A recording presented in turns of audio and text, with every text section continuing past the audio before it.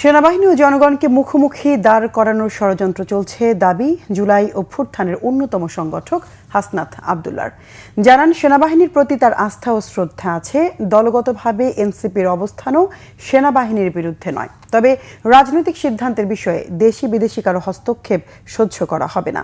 এদিকে দল হিসেবে আওয়ামী লীগের বিচার শুরু করে দলটির নিবন্ধন বাতিল করতে অন্তর্বর্তী সরকারকে আহ্বান জানিয়েছেন এনসিপির সদস্য সচিব আক্তার হোসেন।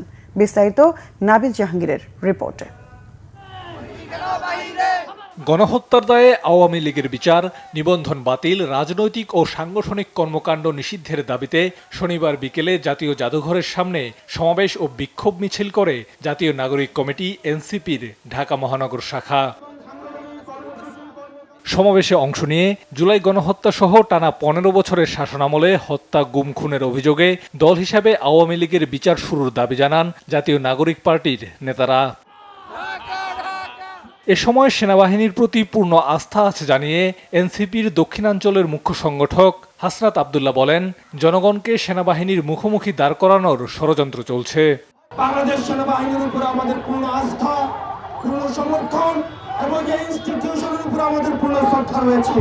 কিন্তু আমরা বলতে চাই, রাজনৈতিক পরিমণ্ডলে আপনারা ক্যান্টনমেন্ট থেকে গত 16টা বছর যেভাবে নগ্ন হস্তক্ষেপ করেছেন, 24 পরবর্তী বাংলাদেশে রাজনীতি নিয়ন্ত্রণ করবে শুধুমাত্র রাজনীতিবিদরা। আপনাদের উপর আমরা ভরসা রাখতে চাই। আপনারা আপনাদের যে সার্ভিস রয়েছে, আমাদের যে সার্বভৌমত্বের প্রশ্ন রয়েছে, সেটাতে আপনারা অবসর থাকুন। আর রাজনীতির বিষয়টা আপনারা রাজনীতিবিদদেরকে আপনারা দেখতে দিন।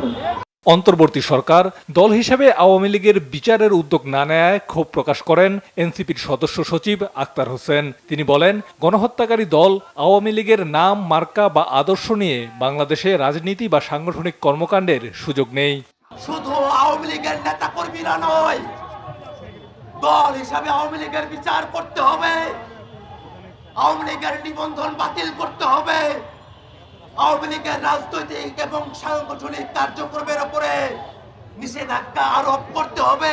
এর আগে সকালে এক সংবাদ সম্মেলনে দলটির যুগ্ম আহ্বায়ক সারোয়ার তুষার জানান, রবিবার জাতীয় ঐকমত্য কমিশনে সংস্কার সুপারিশমালার স্প্রেডশিট জমা দেবে জাতীয় নাগরিক পার্টি। এছাড়া জুলাই অভ্যুত্থানে গণহত্যার দায়ে আওয়ামী লীগ নিষিদ্ধের দাবিতে শাহবাগ অবরোধ করে জুলাই মঞ্চ।